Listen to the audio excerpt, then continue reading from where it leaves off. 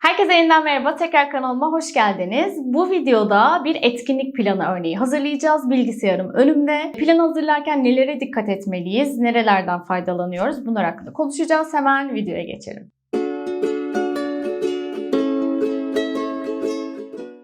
Evet, çocukların gelişim özelliklerinin anlatıldığı ve tüm ayrıntılarını içeren bir programımız var. MEB'in hazırladığı. Bu programın içerisinde kazanımlı göstergeler var.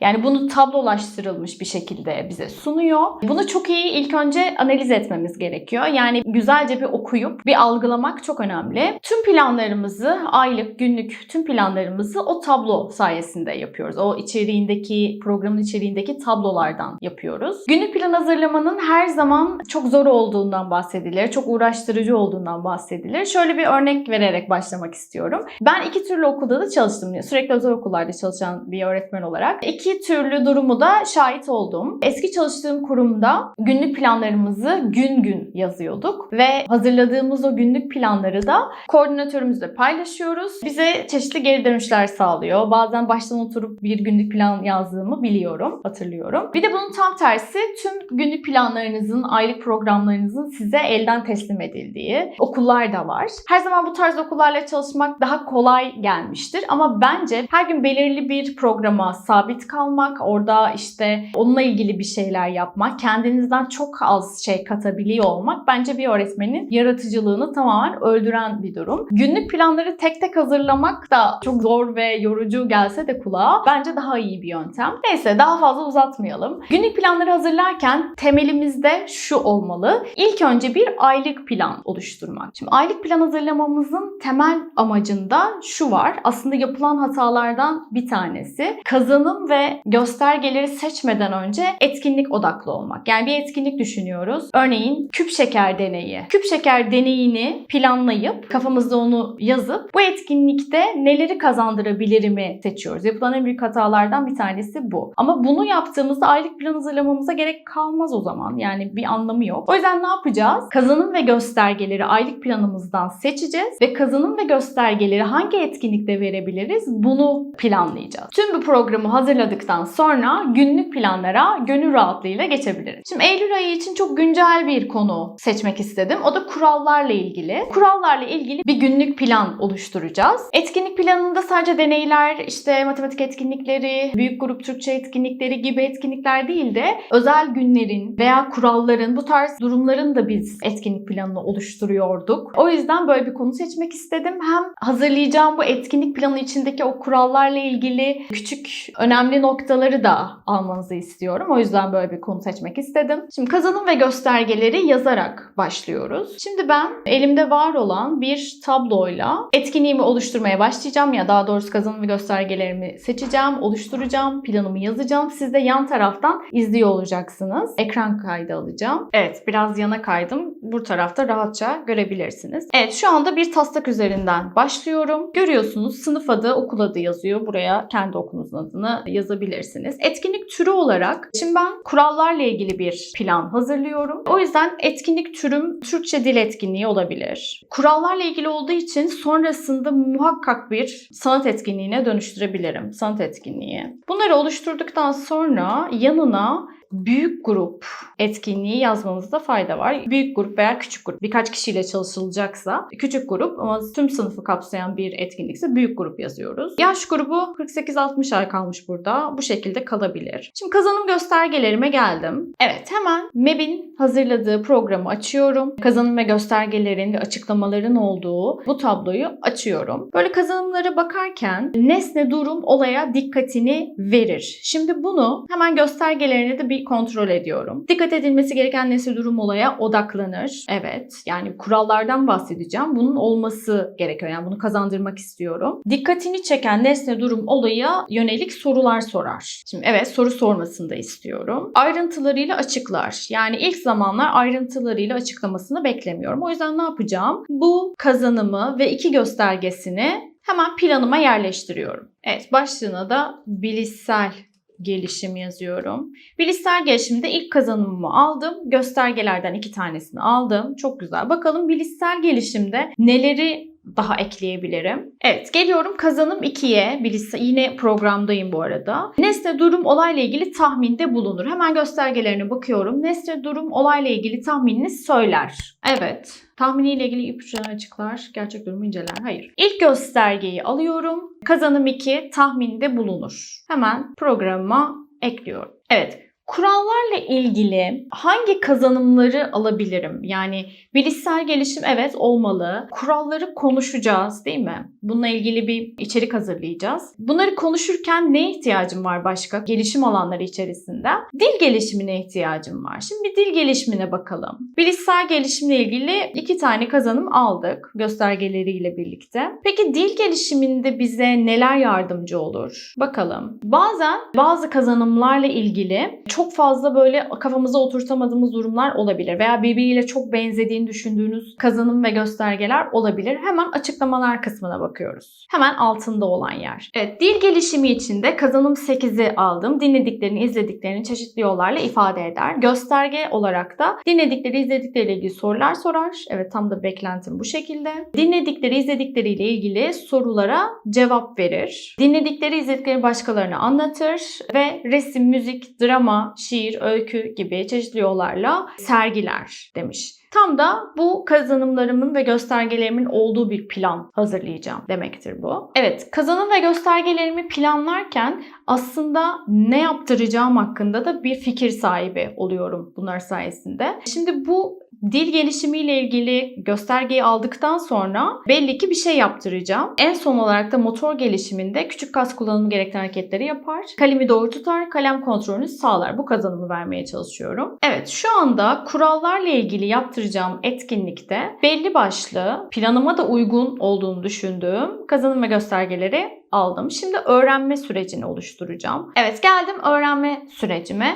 Burayı hazırlarken yukarıda, yani yan yana alamadım ne yazık ki. Yukarıya sürekli bakacağız. Yani yukarısı dediğim kazanım ve göstergelere sürekli bakacağız. İçinden seçtiğimiz göstergelerin içeriğini yansıtmaya çalışacağız planımıza, yani öğrenme sürecimize. Öğrenme sürecini hazırlarken, oluştururken ilk önce çocukları keşfetmeye ve merak ettirmeye yönelik bir giriş olması gerekiyor. Kurallarla ilgili bir plan oluşturacağım için bunun merak kısmı nerede olabilir? Bunu planlıyorum ilk önce. Yani çocuğa bir kural öğreteceğim. Kurallar hakkında bir şeyler öğreteceğim. İlk önce bunu nasıl merak ettiririm? Evet, konuya şöyle giriyorum. Öğretmen elinde renkli kartlarla sınıfa girer.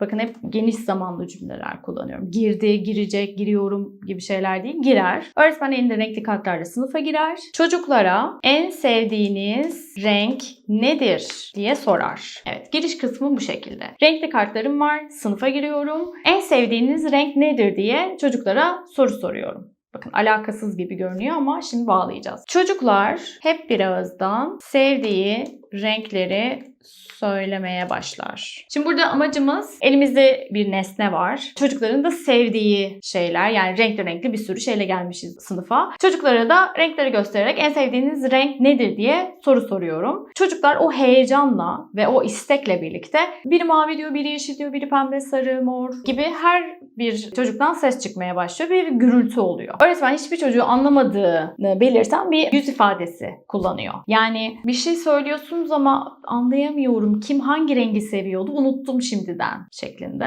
Aslında tam da bu noktada çocuklara bir şey yaşattık ve bu yaşattığımız şeyle ilgili bir öğrenme gerçekleştireceğiz. Yani işte merak da bu noktada devreye giriyor. Yani burada hiçbir yapaylık yok şu anda. Gerçek bir yaşantıdan bir öğrenme elde edecekler. Çocuklara keşfettirdik. Şu anda bir merak ediyorlar. Yani ne dönüyor burada diye merak etmeye başlıyorlar. Şimdi yazdım ben daha fazla video uzamaması için. Çocuklara sorar. Şimdi belli bir yüz ifadesi kullanıyoruz. Çocuklara soruyoruz. Cevaplarınızı anlayamadım. Nedeni ne olabilir sizce? Şeklinde bir soru yöneltiyoruz çocuklara.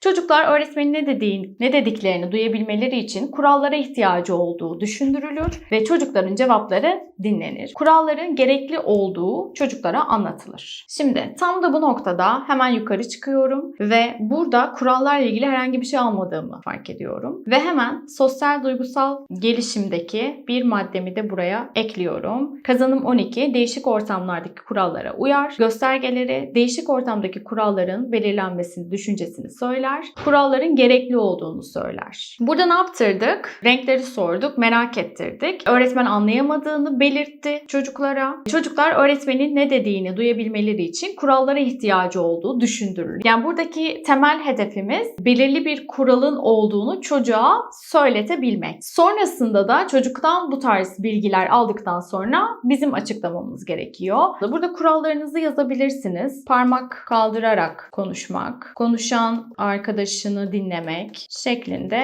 kurallardan bahsediyoruz. Evet, şu an sınıf içinde yapabileceğimiz kurallarla ilgili şeyi yaptık. Şimdi ne yapacağız? Biraz dışarı çıkacağız. Yani hem mecazi anlamda hem de gerçek anlamda dışarı çıkacağız. Yani şöyle, kurallar, evet sınıf içinde geçerli kurallar var. Sınıfın dışında birçok yerde aslında kural var. Bununla ilgili bir yaşantı, yani geçmiş yaşantılarından örnekler vererek, yani onları hatırlayarak yine kuralları sorgulamasını istiyoruz bu noktada. Şöyle devam ettim. Ardından bahçeye çıkılır ve öğretmen sorar. Parkta kurallar neden var? Hangi kurallar olmalı? Sorusu sorulur ve çocuklara her yerin bir düzene ihtiyacı olduğu bilgisi verilir. Burada çocukların söylemleri çok önemli. Hangi kurallara maruz kalmışlar? Hangi kuralları öğrenmişler ve bunlar neden var ve neden gerekli olduğunu aslında bir öğretmenin öğretmesiyle değil de bir öğretmenin liderlik etmesiyle öğrenebilecekleri bir durum. Başka nerelerde kurallar var? Evdeki kurallar neler? Nerelerin kuralları, hastanenin, trafiğin kuralları var mı? Sorularını soruyoruz. Çocuklara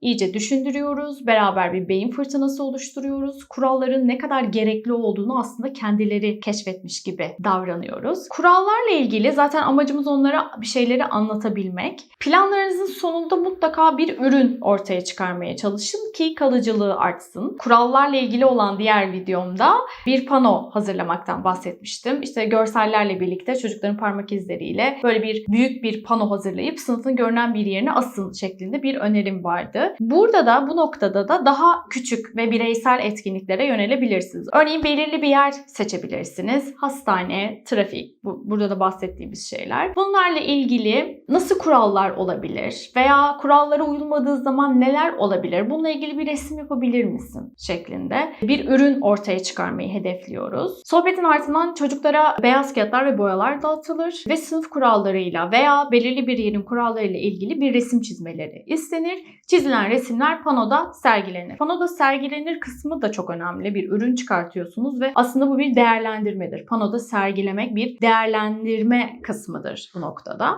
Evet, şu an öğrenme şeklimiz tam da bitti sayılabilir. Sözcük ve kavramlar kısmına gelecek olursak, burada da ben kavram olarak içeri dışarı kavramını almak istiyorum. Çünkü bir iç ortam kuralları vardır, bir de dış ortam kuralları vardır. İçeri ve dışarı şeklinde bir kavramı da burada aslında çocuğa vermiş oluyoruz.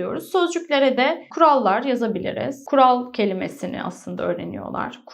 Kurallar. Materyal kısmına da o etkinlikte neyi kullandınız? Biz kağıt ve boyalar kullandık. Materyal kısmına da kağıt ve renkli boyalar, keçeli boyalar, pastel boyalar şeklinde belirtebilirsiniz. Aile katılımı için de kurallarla ilgili ev kurallarından konuşmuştuk ya planımızın içinde. O günün sonunda aile için aile kurallarınızla ilgili geri dönütler sağlayabilir misiniz? Nerelerde kurallar var ve biz bu kurallara ne kadar uyuyoruz şeklinde bir aile etkinliğine de dönüştürebilirsiniz. Bunu ertesi gün işte okula getirir ve sınıf arkadaşlarıyla paylaşır şeklinde bir aile katılımı olabilir. Değerlendirme kısmında aslında değerlendirmemizi planın içerisinde yapıyoruz. Yani sorular soruyoruz, bir resim çıkarmasını istiyoruz ortaya. Kurallarla ilgili problem yaşadıklarında neden yaşadığı hakkında sorular sorulur. Neleri yapsaydık kuralları tam olarak uymuş olurduk gibi böyle yine soru sormalarına ve cevap vermelerine dayalı bir değerlendirme çıkartabilirsiniz. Evet, genel hatlarıyla bu şekilde oluşturmaya çalıştım. Umarım faydası olmuştur. Başka konularda da yine etkinlik planı isterseniz onlarla ilgili de video çekmeye çalışırım. Videoyu beğendiyseniz beğen tuşuna basmayı ve kanalıma abone olmayı unutmayın lütfen. Sonraki videolarda görüşmek üzere.